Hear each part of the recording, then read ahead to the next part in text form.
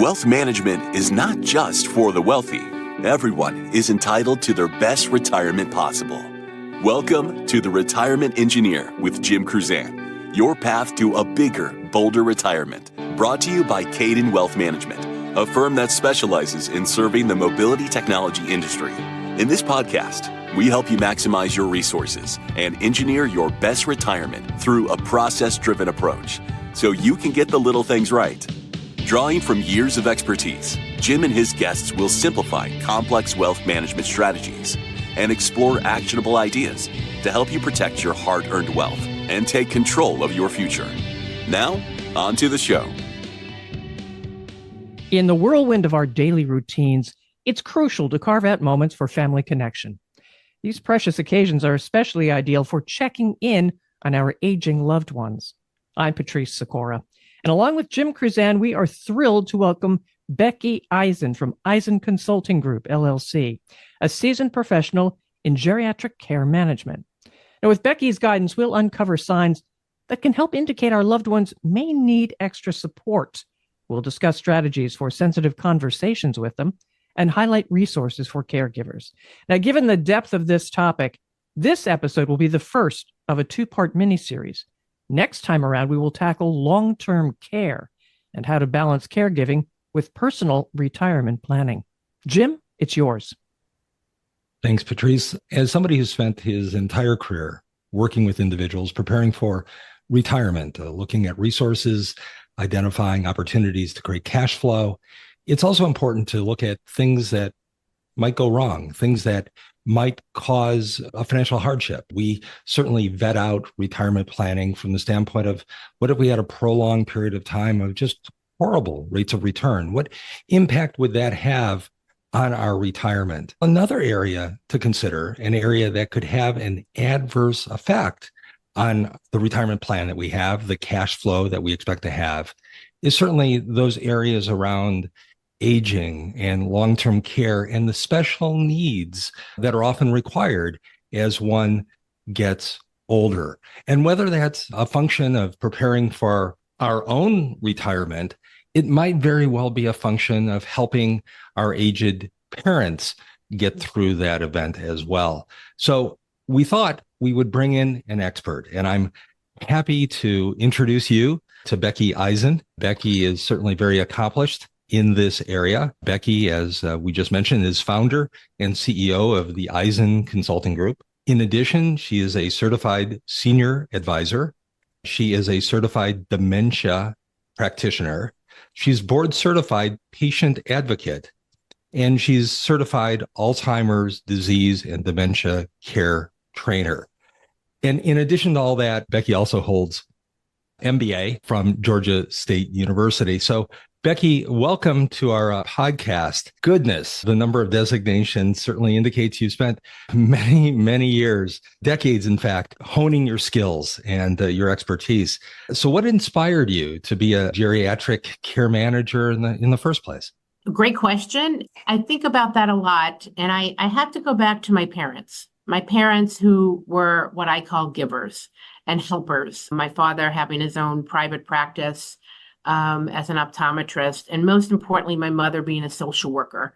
Back in the day when it was called Aid to Families with Dependent Children, she worked with individuals and did that throughout her entire career until she retired. And so I found myself always in that space of helping others. Now, how I was going to use that in my lifetime career, I had no idea.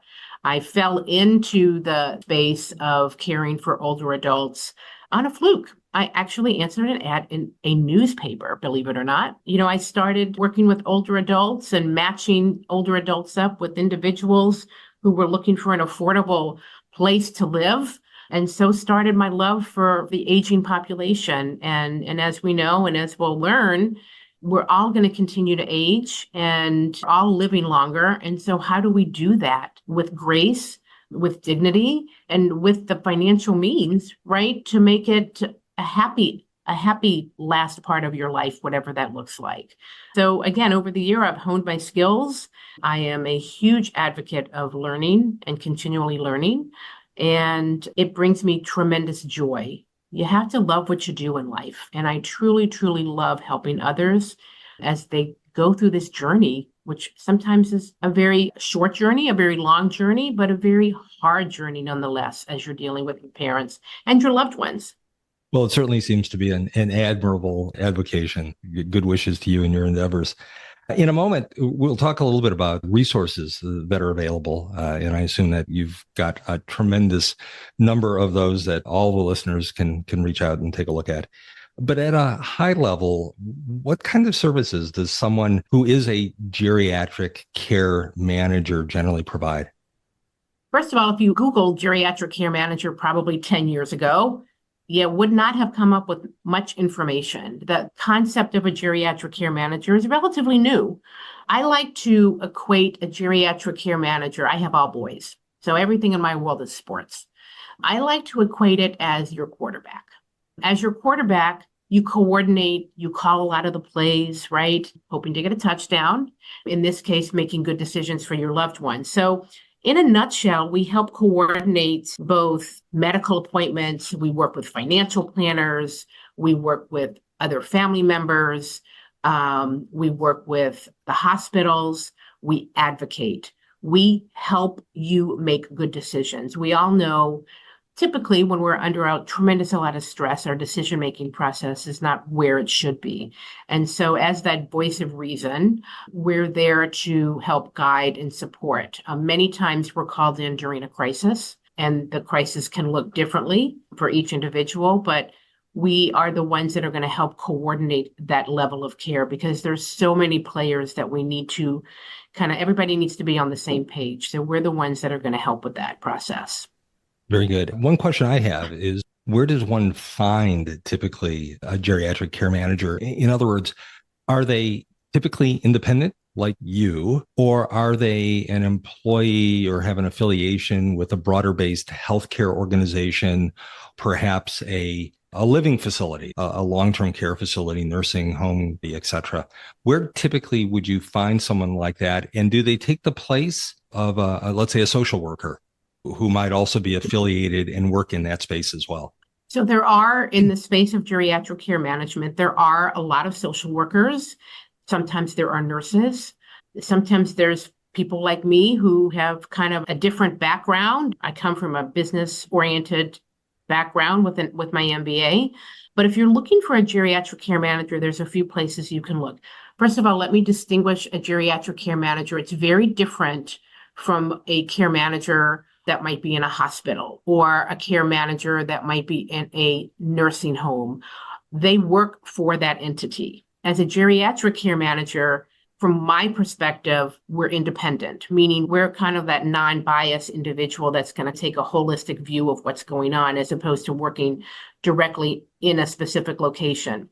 To find a geriatric care manager, you can do one of two things. You can just Google geriatric care manager in my area, and you'll come up with some names. There's also a national organization.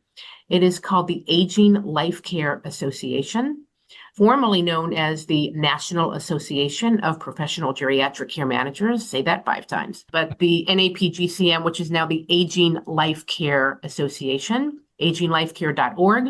You can go to that website and you can put in your location and you can find different professionals that are in the space of geriatric case management.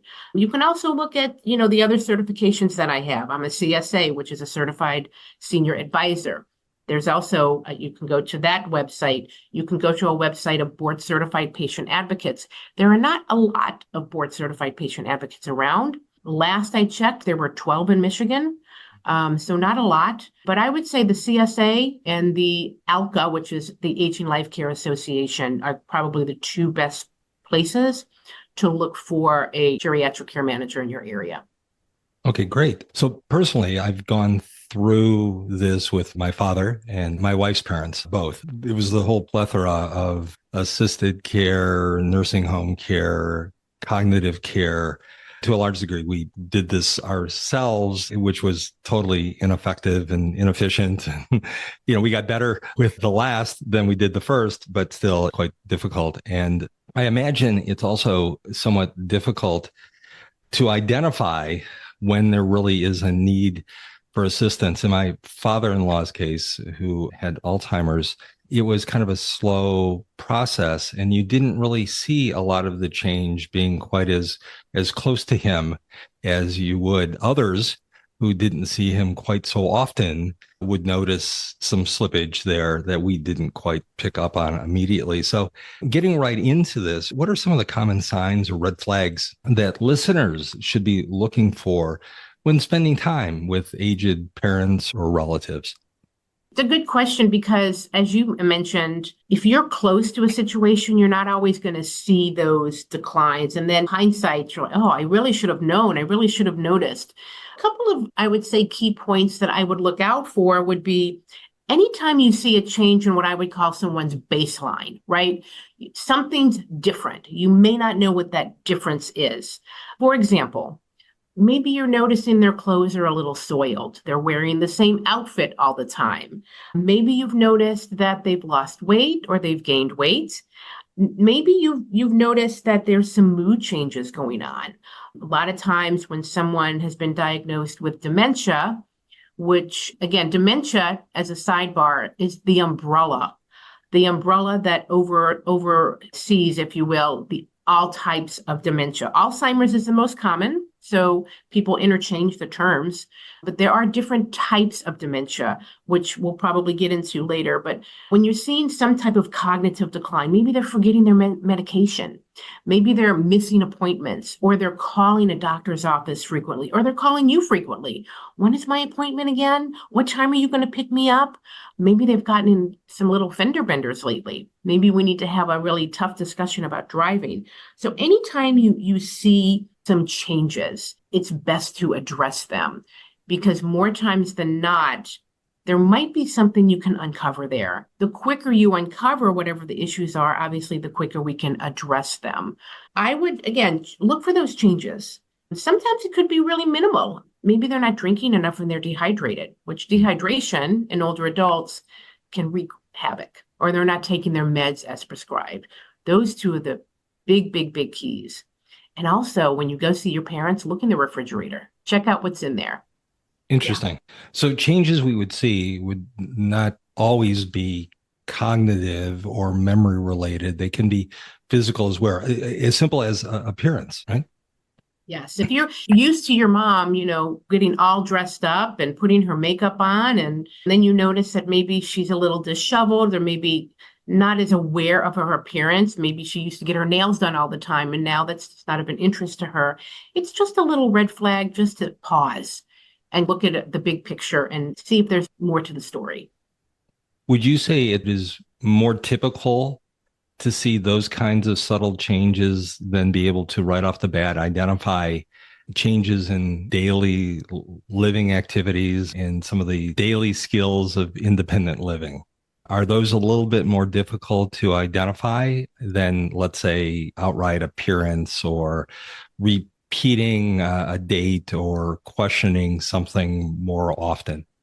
Clearly, it's easily to identify the visual, right? When you see someone and you've seen that maybe they've lost a tremendous amount of weight and their clothes are a little unkempt, or the house is not picked up the way it used to be.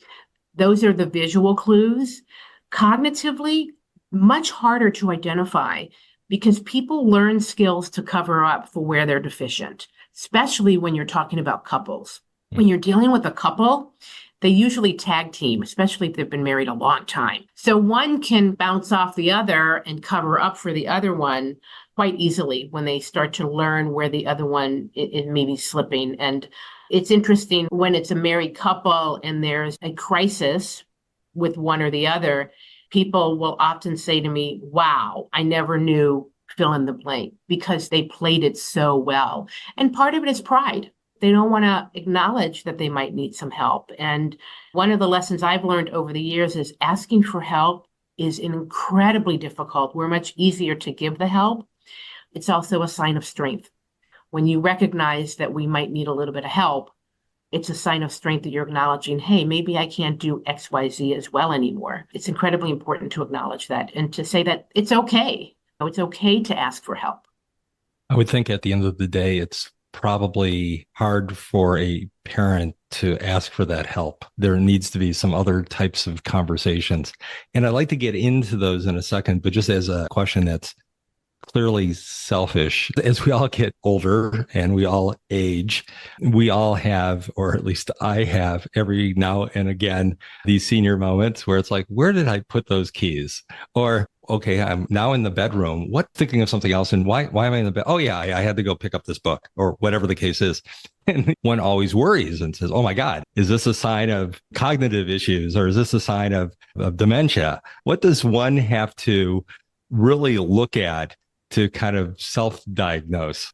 Now, I've had cognitive testing and I'm perfectly fine and all those things, but just the same, it's something that when I talk to buddies who are all the same age, there's a whole litany. Oh yeah, I'll tell you one, I did this once, or I did that once. And to a large degree, it's part of aging. We get distracted. There is absolutely, there's normal aging, right? As we age, I've walked out of the mall and I'm like, oh geez, where did I park my car?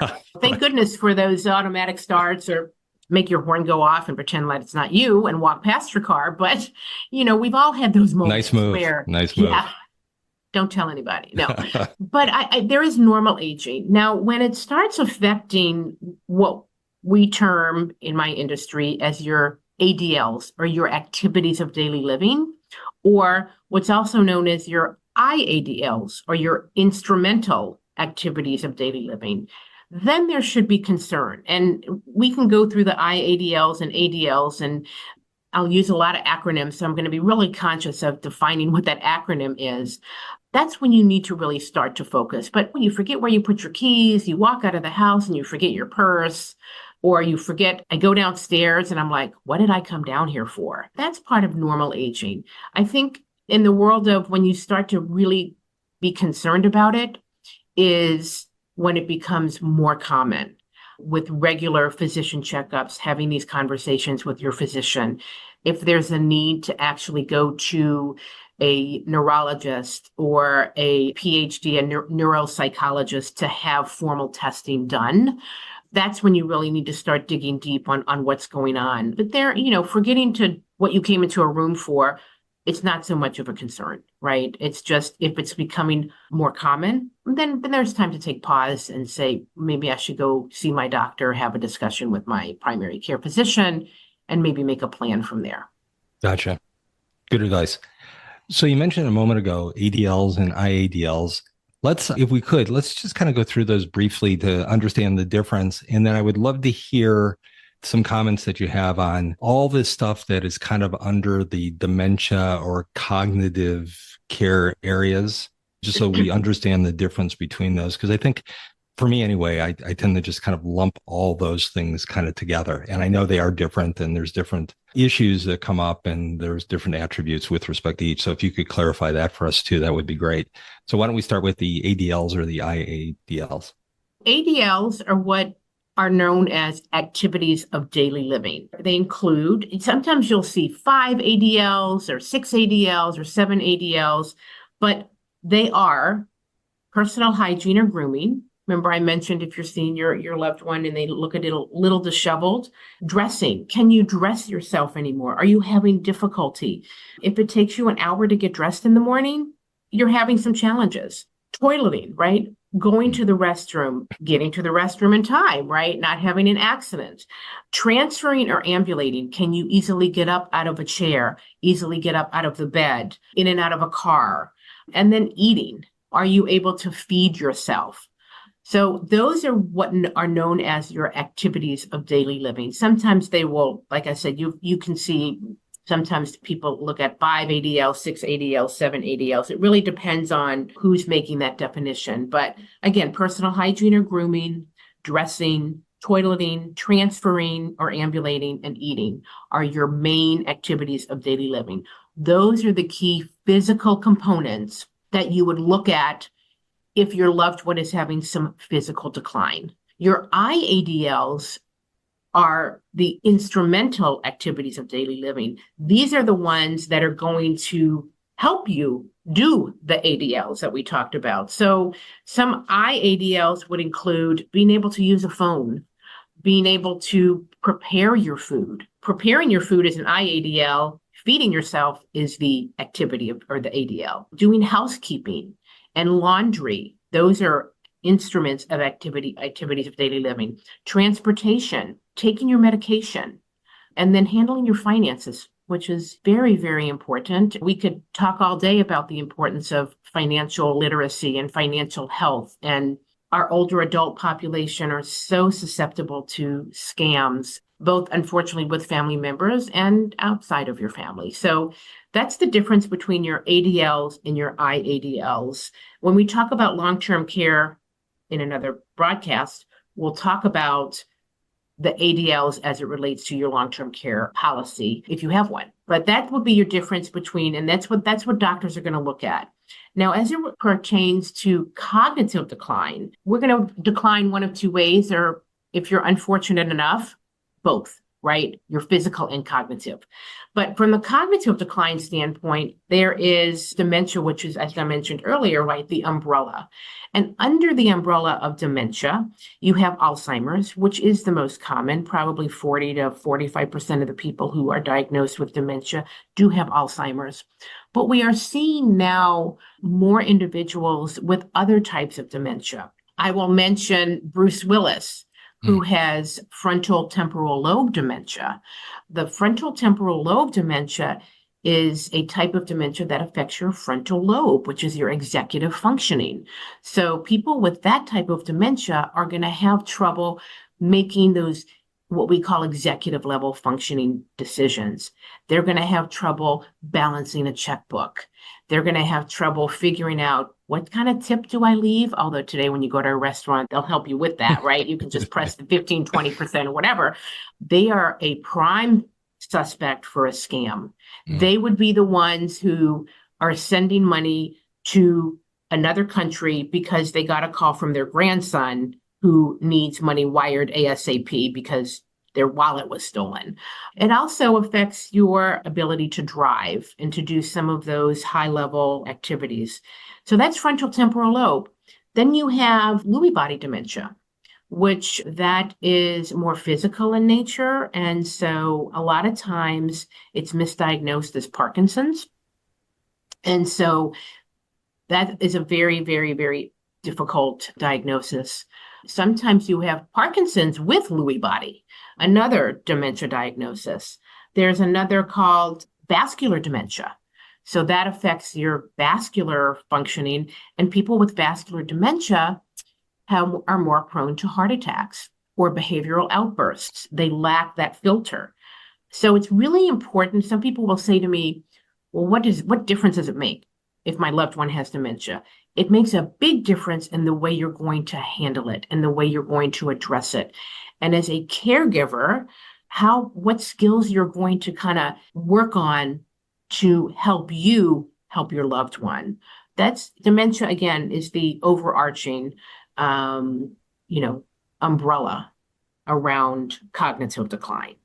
Just absolutely. Yeah. So we're now better at identifying whether or not our loved ones need some degree of help. And I would assume that any conversation we would have has to be kind of centered around their independence as well as their safety. I know when my brother and I had that conversation with our father, he was hell-bent on staying in his home in Traverse City until the day he died, and he was planning on living until he was 100. It got to a point where we said, look, that's exactly what we want as well. But promise us that in the event that this home is no longer a safe environment, you're willing to do something else. And it got to the point where the home just wasn't a safe environment for him, 2 flights of stairs. I imagine it's very difficult to have that conversation. If we are having that conversation, how best to kind of springboard that, and who should be involved in that meeting? Is it just a sibling? Is it the group? Is it power by numbers? What's kind of the best approach as you've seen as a working practitioner? I come from a space of the family should be involved, and who are the players? Who is the family? Family could be all of the siblings. It could be, maybe there's just one sibling that lives local and they're most involved and they have a family meeting. I believe in being honest and doing so with compassion so that the players that are at the table, which should be the family members, right? All the individual of concern and interested parties that care. So that might look something like, we need to have a family meeting.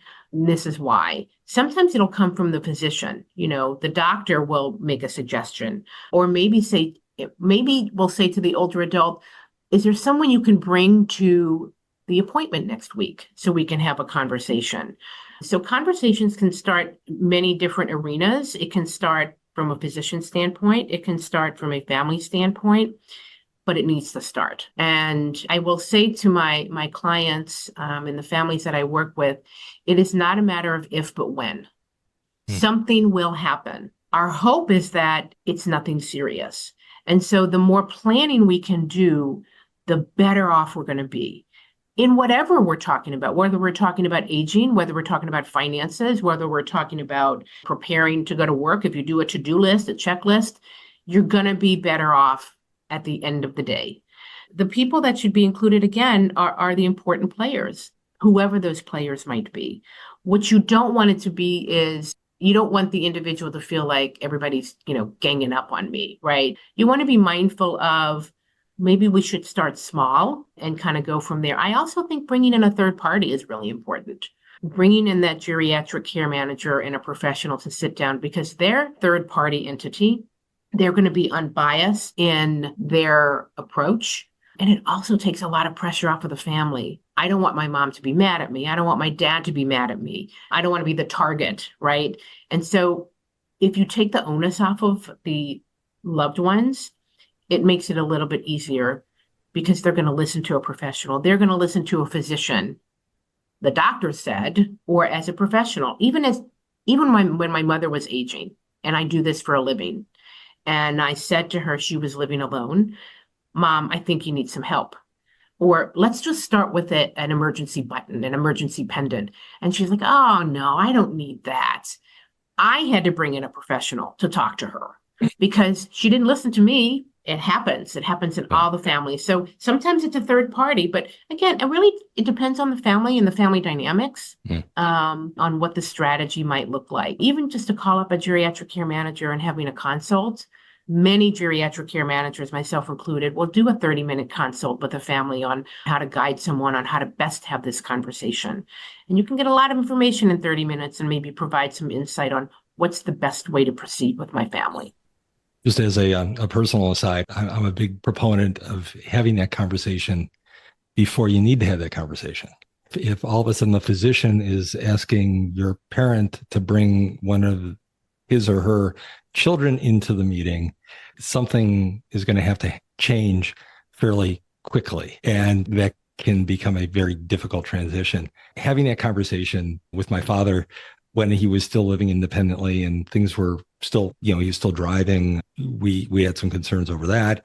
And then kind of gradually walking into that when there was an issue, a lot of those hard conversations had already happened. And he was, in fact, in agreement with most of that already because he was in agreement to the same conversation we had previously. So it's something that, as a practitioner, I would love to be able to include that type of a conversation with our families as we do multi-generational planning, as our primary client starts to get much older and at a point where, while they're perfectly fine, it might make sense to have these conversations now than later. I imagine you're in agreement with that as well. You bring up a really good point, Jim. One piece of that, how should this conversation or what should it look like is the more you can involve the person of concern or persons, right? Your mom, your dad, the better off they're going to buy into, like you said, whatever those changes might look like, because you've included them. And it's, people want to feel included, and it's a much easier conversation when the time comes, like you said, to say, all right, I think it's time. Maybe we need to look at whether it's moving, fill in the blank, whatever that looks like. Really important to include them in the conversation because they're heard. They want to feel like they're heard, and they want to feel like they're still in charge. Right. That's part of the process. At the end of the day, my dad made the decisions. And he was empowered to make those decisions. So it made it just a lot easier. There's a huge amount of buy-in as a result of that. And I think, again, it's because you had those preliminary conversations of, let's talk about when this happens, because so many times we are, as humans, we are wired not to get on our little hamster wheel and go about our day. And, well, nothing's happened yet. And I just had a meeting yesterday with a family, and, well, Dad's only wandered out twice. And I said, that's twice too many. And so, again, having those conversations and as early as possible, so important in having such a positive outcome as we continue to age.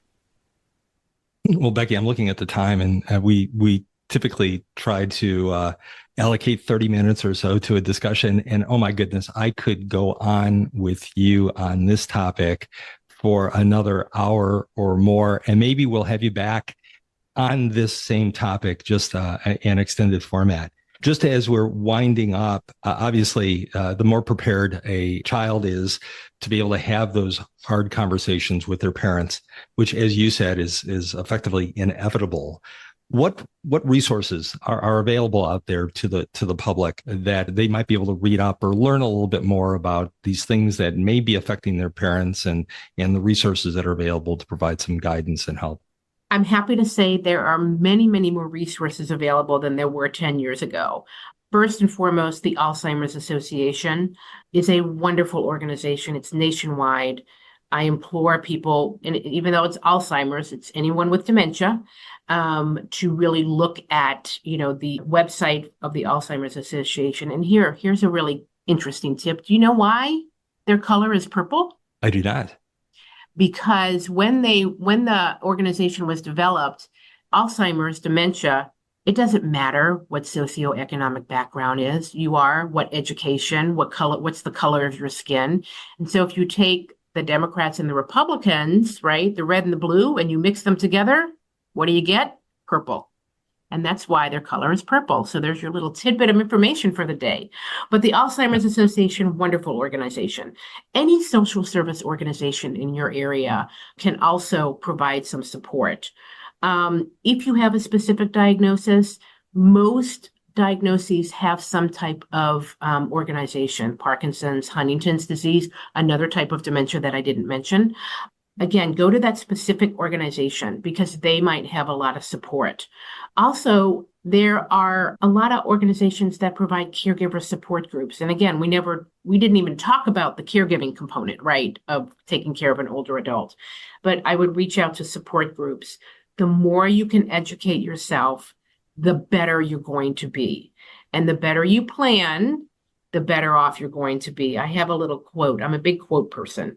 So Benjamin Franklin said, by failing to prepare, you are preparing to fail. That's a very, very popular one. Confucius said, success depends upon previous preparation, and without such preparation, there is sure to be failure. And I would say failure or maybe disappointment. Like, I would have done it differently if I would have known, fill in the blank. So I think preparing and educating yourself, so important, and reach out to people who are educated and are knowledgeable in the area. Again, that you're going to make much better decisions down the road for yourself and for your loved ones. Terrific. Well, listen, Becky, on behalf of myself, my entire team here, all of our listeners, I want to thank you for the time you've spent with us today. And I'm looking forward to our next conversation here shortly. Thank you. Thank you. Well, Jim, as you've just so succinctly put it, this topic is it's incredibly deep. It's wide ranging. We need more talk here. To truly give it the attention and thought it deserves, Becky's coming back. She's going to be back on the next episode. And this time, we're going to dig into long-term care and the delicate act of balancing caregiving responsibilities with personal retirement planning. Becky, we are deeply grateful for your presence here today, all the invaluable insights you've shared, but this is a journey many of us are going to navigate, and your expertise will certainly help shed light on critical aspects that we all need to consider. Now, listeners, please be sure to subscribe to the Retirement Engineer podcast so you don't miss future episodes, and follow @Kaydan Wealth on social. Let us know what you think in the comments, and please share topics you'd like us to discuss in future episodes. Following and sharing this podcast helps our small show make a larger impact. Thank you for listening to The Retirement Engineer with Jim Kruzan. Click the follow button to be notified when new episodes become available. Visit our website at www.kaydanwealth.com or give us a call at 800-638-6900. The information covered and posted represents the views and opinions of Jim Kruzan and this episode's guests, not necessarily those of Kaydan Wealth Management. The content has been made available for informational and educational purposes only. The content is not intended to be a substitute for professional investing advice. Always seek the advice of your financial advisor or other qualified financial service provider with any questions you may have regarding your investment planning.